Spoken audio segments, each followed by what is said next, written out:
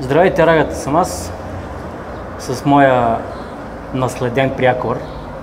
Йордан Иванов се казвам, на 38 съм, вече клоня към 39, което въобще не е добре.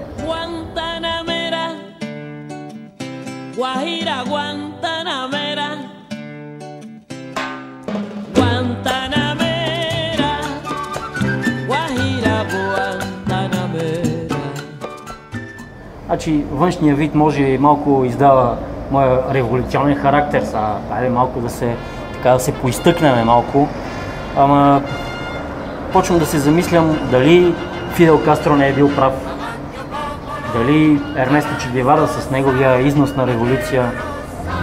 Носталгията по равенството почва да ме гризе отвътре и искам некси, ако мога да накарам хората не да мислят по един начин, а ако може да се уважават по един начин.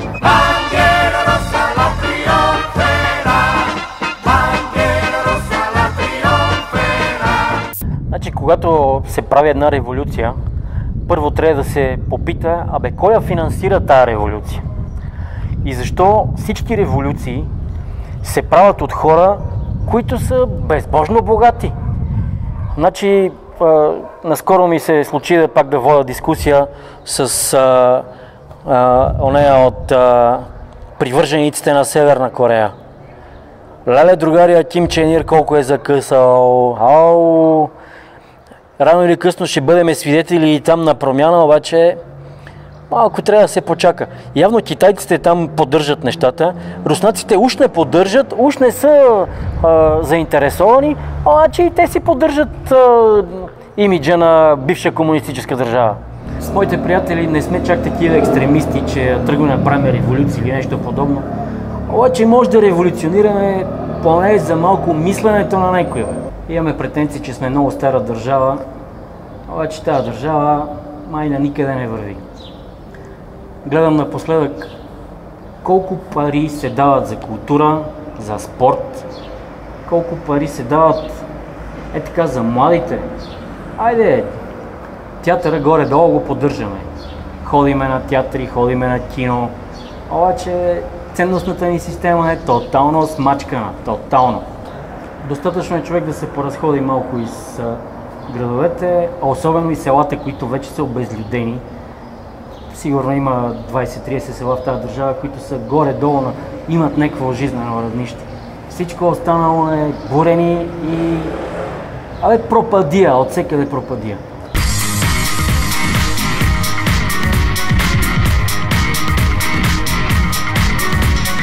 Сградата, в която сме в момента, е един паметник на нашето минало.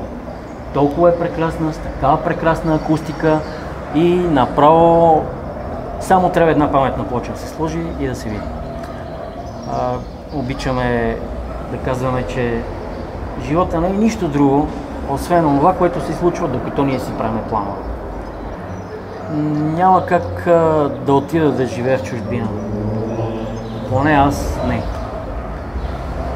Искам си тук. Това си е моята държава и ще остана тук.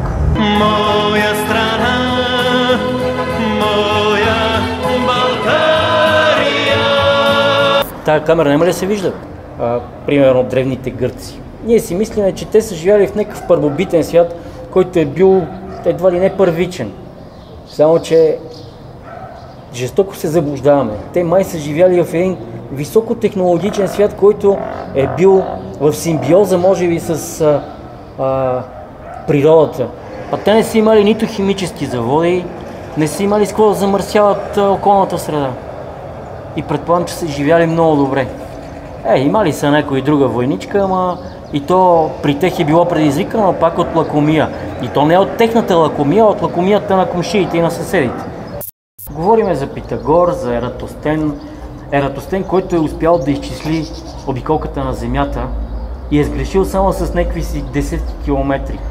И как го е направил? Как му е дошло на къл? Предполагам, че онова време, онова мислене на ионийците, ако го бяхме възприели, сигурно щяхме да сме много по-напред в развитието си. Всичко е било записано в Александрийската библиотека. И тази библиотека е била изгорена от християните.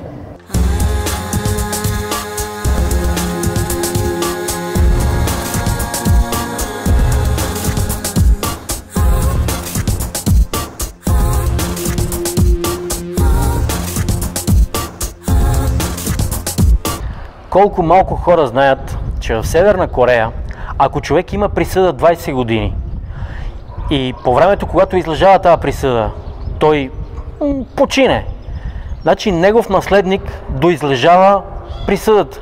Примерно, ако 10 години е излежал той в затвора и след това е починал, другите 10 години се доизлежават от първия му наследник. Най-вероятно син, дъщеря, няма значение. И става една мътна и кървава, както се казва. А ония там са направо като промити мозъци до мозъка на костите са промити мозъците. Значи не може държава, която има претенции да е атомна, нали, с ядрено оръжие и... Момент.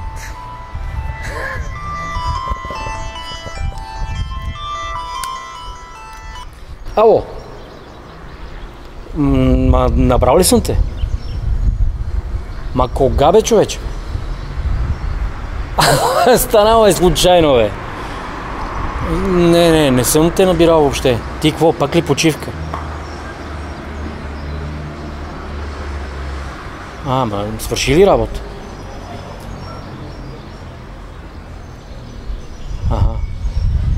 Аз съм тук по центъра се разкарал. Не бе, няма да повярваш къде съм тук в една сграда, тая къде е недовършената срещу енергото. Сети ли се? Ето там съм. И... наслаждавам се на прекрасната соц-архитектура, която е само в сиво. Разбираш ли колко... Да, разбираш ли колко е хубав сивия цвят тука?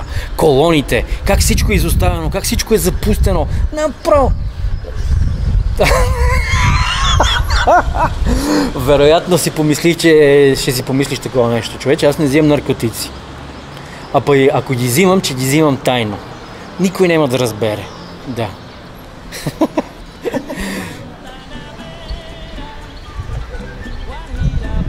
Добре, звънни ми както обикновено. Както обичаш да звъниш ти с една приятна мелодична музичка.